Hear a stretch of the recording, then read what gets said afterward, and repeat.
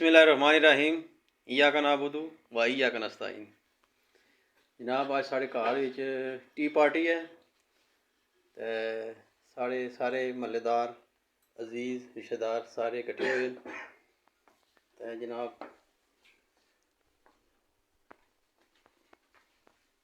भाई तौकीर साहब, सीब साहब, अदनान साहब, चाचा नज़र, इज़्ज़त मामा, मुदस्सर साहब, चाचा लियाकत,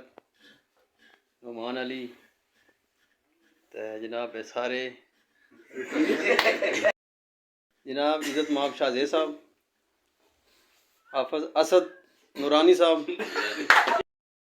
साहिल अली साहब ते जनाब फ्राम यूके ठेकेदार वकास साहब ते मास्टर जनफर साहब,